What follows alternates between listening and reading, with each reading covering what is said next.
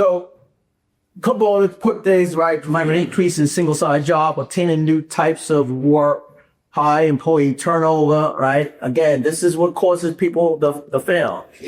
And inadequate capitalization, buying unnecessary equipment, poor estimating and job costing, poor accounting system. And this also goes not only in poor accounting system, but not having the right person doing the accounting, right? And making sure like you guys shouldn't be doing your accounting, to be quite honest with you.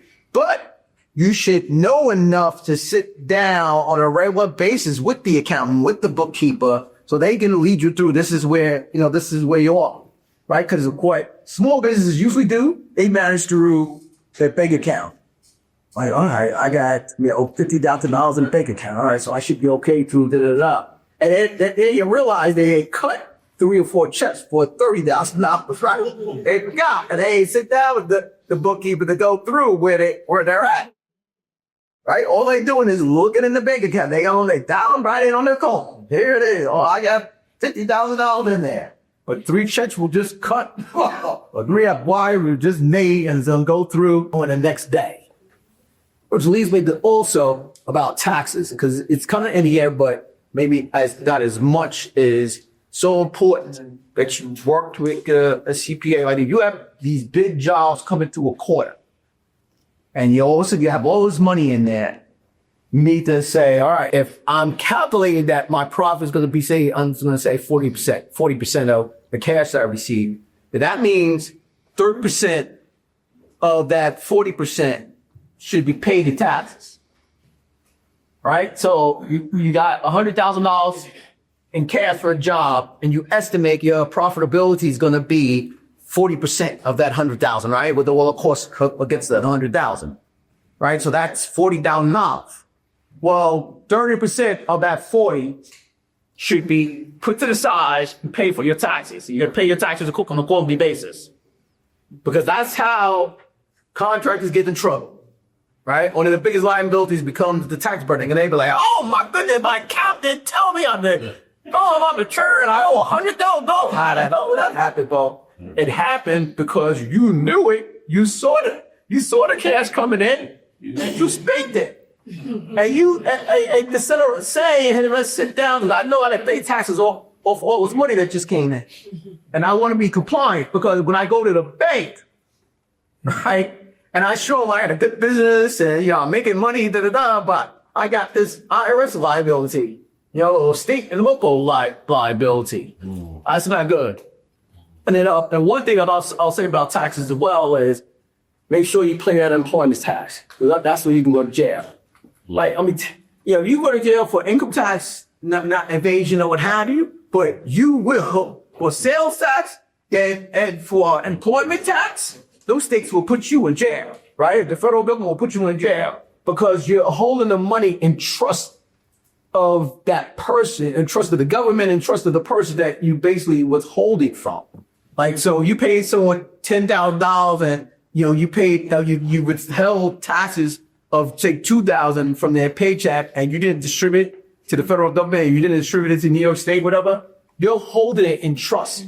That means you betrayed the trust and spent the money. They coming after you. So make sure if anything I'll be compliant with is sales tax and employment tax compliance. Now we can turn the slide. All right, you get to my second slide. Slide 13. Oh, so I got a back. All right. So, okay, let's pass this executive. We want to stick to the time. Can we just finish that first slide just so we get into the pitch? Yeah, we'll sleep it. If you will share the slide with you. But he's going through the key nuggets with you right now. Okay, sure. So, again, I think most of you know major components of the financial statement, right? Balance sheet income statement is a cash flow statement, right?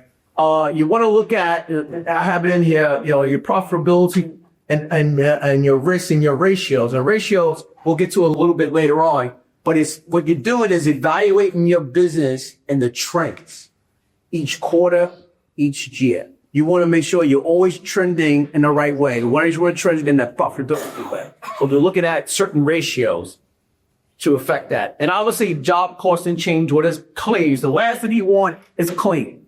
Like, man, they screwed up that job, so I got to claim against them. They got to pay me back. I paid them all this money and their job's not even done and blah, blah, blah, blah, blah. So you always want to avoid those. It's not good. So balance sheet, Court, I think you all know what a balance sheet is, right? Yeah. Assets minus liabilities is your net worth, right? Or your capital, right? Capital is what you put into the business plus your retained earnings, what you've retained in the business. So you made a profit of $100,000. You decided to strip yourself, say $20 of it.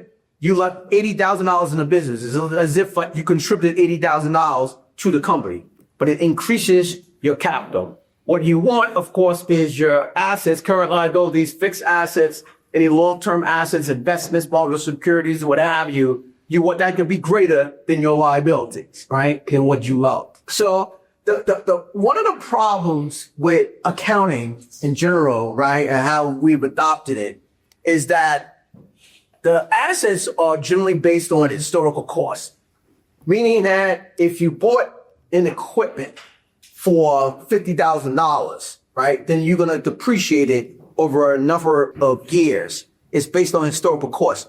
But say if that equipment, for whatever reason, which most equipment don't, but say if that increased in value. So let me give you a better example, right, is you buy a building. Right? That's where you housing your company at. And you bought the land, you bought the building, what have you. It's going to be listed on your balance sheet, say you bought it for $400,000, right? Just like you buy your house, right? It's going to be $400,000. Well, in 10 years, it may go up in value. It may be worth $1 million. But the balance sheet is going to show only $400,000. And so when you then go to the bank, you kind of want to almost give them a side by side to say, by the way, these assets I own actually are more value than what I show on the balance sheets. So that's, one of the problems with a balance sheet in general, especially on the asset side, is historical cost. It really doesn't show the true value. Now, remember, it could go the opposite way too, though. Right, it could be $400,000, and the bank will sure look it up to see if it's still worth 400 or if it's worth now 200 or 250. Right, so that's you got to be careful too. When you go to the bank, you got to know all that stuff too before you go. And of course, liabilities. I mean, everyone knows and I'm sure everyone's been in debt at a point in time, but you know what a liability is. So working capital, what is it and why is it important? So I'll ask you guys. Anyone know what working capital is? It's cash.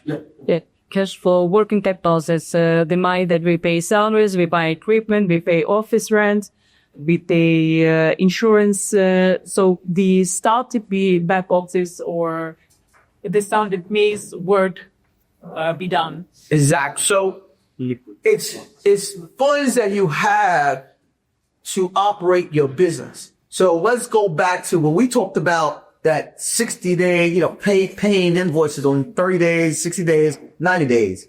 What big companies, what they realize is, wow, if we don't pay until 90 days or even after, some will be like 120 now, it's ridiculous. That helps build our public capital. So we can fund our operation to have even more money beyond that.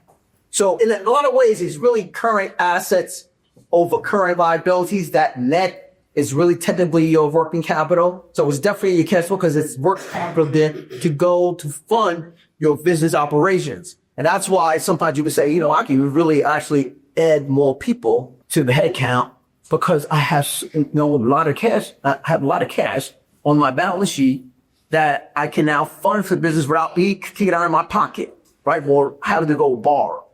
But that's why working capital was so important, is looking at what you have basically in cash and marketable securities, right? So short-term type assets that you can convert into cash versus then your liabilities, which includes salaries as a liability, right?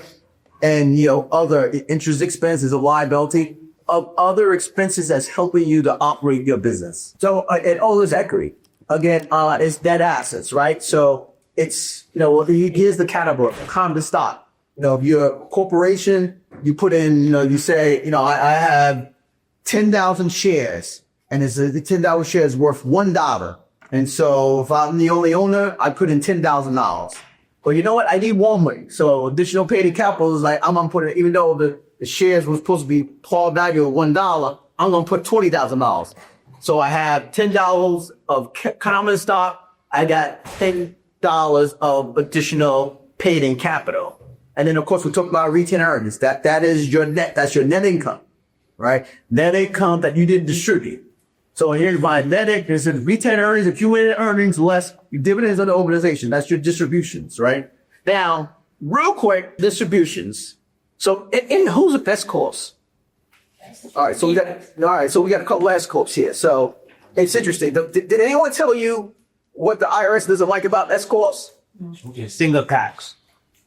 One is single tax, definitely, right? They don't like that, right? They want double tax, right? You're a corporation, you be double tax, right? Anything else? S corps. All right. So what happens with an S corp is exactly what you say. They don't like the single tax. Corporation, when you're a C corp, you get double tax, right? Now the tax rate reduced down to 20%, so that's good for a lot of people who have C corps. But if you're making a lot of money in a C corporation, you're supposed to distribute that money. If you don't, you pay what they call accumulated earnings tax on there. So that would be almost 3 levels of tax. Because if you have a C corporation, you earn money and you distribute it through dividends, you're paying tax again, right? You're paying tax on those dividends. And so the corporations earns that tax twice. On the S corp or the LLC, there's a partnership, you get taxed once, right? Now, what's interesting with the S corp, there's also employment tax that usually you pay if you're a partner in a partnership that you have to pay. You don't have to pay it on the S corp earnings. But so the IRS is very aggressive of going after S corps because they want you to actually give yourself a fair salary. Because if you don't give yourself a fair salary, you say, I'm only going to pay myself $10,000 and I'm going to distribute the rest of it to myself. Even though you're going to be taxed on that distribution of the earnings that you have in that S corp, you're avoiding tax of 15.3%. You avoid it because the S corp earnings are not subject to self-employment tax. So the IRS is not happy with that. So when they go in, they want to make sure that you have a decent salary, because if you have a decent salary, it doesn't matter. Like, so if you really should, instead of paying $10, you should pay yourself $100,000. Guess what? The corporation is going to pay the employment tax, and then you as an individual, for your W-2 are going to pay employment taxes. So that 15.3% is already paid.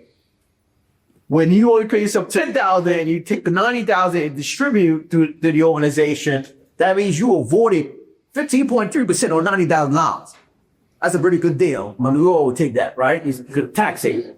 IRS is bad and all. Oh no, we avoided you just based on that. So you got to be careful with those S corps.